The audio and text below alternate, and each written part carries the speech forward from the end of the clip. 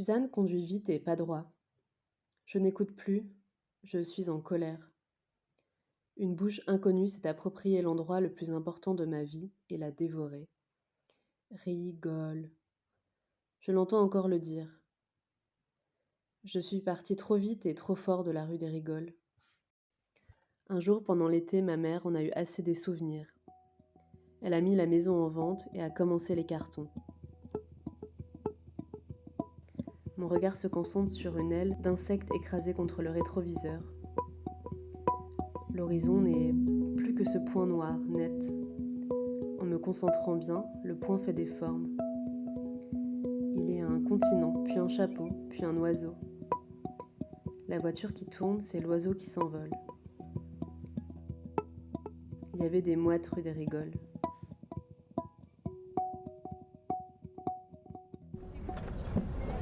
Je me suis réveillé mal, l'esprit lourd et les idées loin. Je n'ai plus envie d'être ici.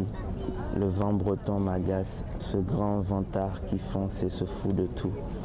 Je suis là-bas, depuis la fille du bateau et depuis toujours. Ça me brûle les paupières, comme l'envie de pleurer. Je suis parti trop vite et trop fort de la rue des Rigoles. Trop vite et trop fort. J'ai envie de la retrouver.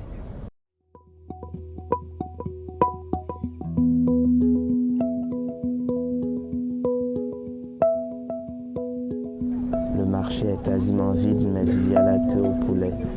Le ciel est gris, sourit et annonce la couleur d'une triste éternité. Ici, les gens ne sont pas surpris. Tout le monde a mis son impair. Ils sont 4 commerçants en cette période de l'année, plus celui qui vend toujours ses machines à couper.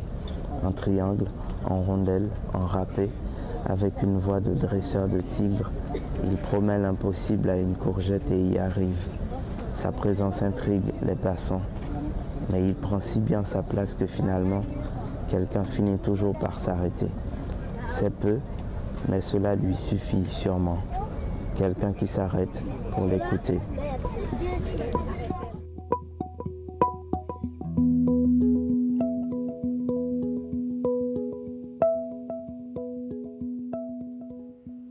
De retour à Paris, je rassemble mes papiers pour les envoyer à l'agence en recommandé, comme Romuald l'a demandé.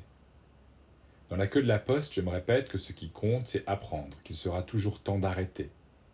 Quand soudain, à l'arrière du bureau, veste siglée gris et jaune et triant le courrier, je le vois. Maba! Enveloppés dans leur laine, les 2 personnes de devant me jettent un œil méfiant. Ils craignent que je leur prenne leur place. Non, tu fais quoi ici? Il n'a pas changé. Rien du tout. Juste grandi et à peine. Il était déjà grand avant. Je retrouve son regard. Mélange de tendresse d'enfant et de chef de famille qui avance gravement. Il vient de planter son incisive dans sa lèvre comme avant. Son gilet de facteur sans manches ne couvre pas tout à fait ses larges épaules et pendant un instant, je m'y vois dans ses bras. Pour dire un truc ordinaire, je lui demande depuis quand il travaille ici. C'est mon bureau de poste habituel, pourtant, je ne t'ai jamais vu. Je veille à dire des choses banales, à ne laisser aucune émotion s'échapper. Depuis le temps, je me dis que ça le ferait flipper. Ça fait juste 2 jours, c'est une formation Pôle emploi. Il passe la main sur son crâne rasé. Ses mains sont si sèches à l'intérieur que j'entends le contact de ses 2 peaux qui se touchent. Il a l'air de se sentir bête. Moi, je le trouve plus beau que jamais. Aucun de nous ne rebondit, alors je reprends avec des expressions disproportionnées. C'est génial, cool, trop marrant de te voir. Sous le coup d'une excitation mal contrôlée, je lui demande son numéro et propose qu'on prenne un verre bientôt. Il dit « Vas-y » et retourne à ses colis. Je n'en reviens pas. Maba, aujourd'hui. Nous ne nous sommes jamais autant parlé de notre vie.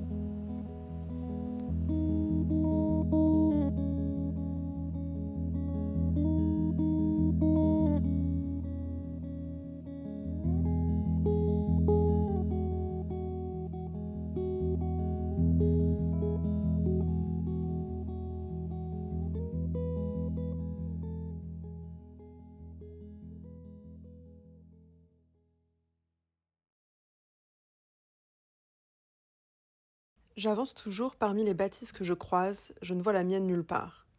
Je m'arrête et laisse mon regard creuser le noir. Je plisse les yeux très fort, très très fort. Elle est là, l'ancienne petite baraque qui a logé le succès d'une famille immigrée espagnole, puis une dizaine d'années de ma vie, puis, maintenant. J'inspire plusieurs fois, profondément. C'est toi, tu es encore là. J'inspire jusqu'à me faire mal aux côtes. Salut. Je me dis de me souvenir de tout ce que je peux, les détails et l'atmosphère aussi, les émotions et la matière aussi, de l'air, du temps, de la nuit, la température qu'il fait, le rythme du vent, l'épaisseur d'autour. Il faut tout prendre, même si c'est trop. Je rangerai en rentrant.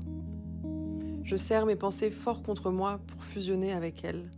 Si on me cryogénisait et que dans des centaines de millénaires je me réveillais, je veux être encore là, avec ces pensées de rigole collées à moi.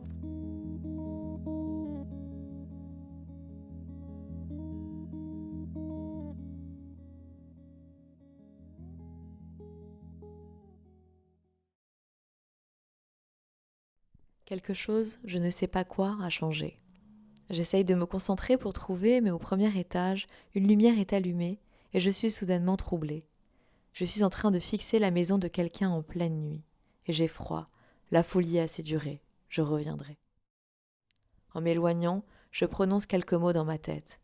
À la maison, à la rue, je dis que je vais revenir. Que merci de m'avoir laissé te retrouver. Tu te rappelles? C'est moi. Je suis là. J'espère que tu vas bien. Je t'aime. Je fais souvent ça. La première fois, je crois que c'était dans ma chambre, à l'époque où ce n'était pas rose à la maison. Je voulais remercier ma chambre de m'héberger, de veiller sur mes journées. Très naturellement, comme si c'était une amie, je m'étais mise à lui parler et j'avais eu après ça le sentiment que nous étions pour toujours très liés. Qu'elle était, pour de vrai, mon intimité. Depuis, ça me prend quand je vais quelque part et que j'ai un sentiment, un souvenir, un souhait à graver, dans ma voix chuchotée, ou juste en pensant silencieusement, je fixe mon idée pour toujours la retrouver. J'appelle ça une prière au lieu.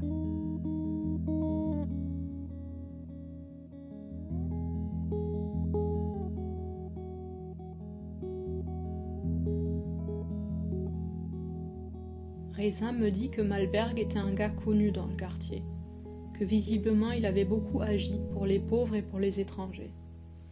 Alors tu vois, ils se sont dit ici, ce sera parfait. Après, moi j'avoue, j'en ai jamais entendu parler.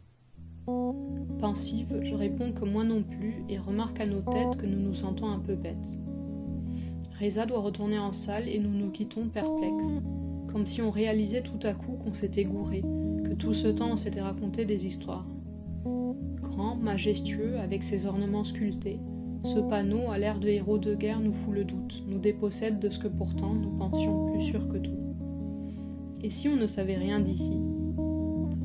Je suis un peu perdue, en colère oui aussi, mais fragile surtout. Je sais bien ce que c'est que l'histoire, celle avec un grand H que des personnes choisissent puis écrivent. J'ai étudié tout ça. Que l'histoire est une affaire de tri, que ceux qui la racontent n'y ont pas tout mis. Je le sais, mais ne l'avais jamais éprouvé. L'instance suprême qui envoie tout balader. Et cette sensation que, même s'il ne parle pas de toi, quand le manuel se refermera, il t'étouffera. Clac.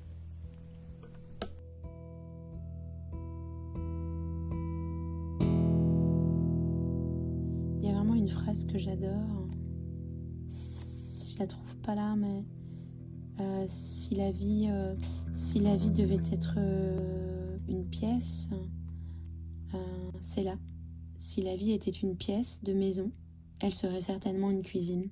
Voilà, j'avais envie de la lire aussi. Et puis tout, tu vois, comment j'ai torturé ta prière, ou je l'ai prolongée, je sais pas.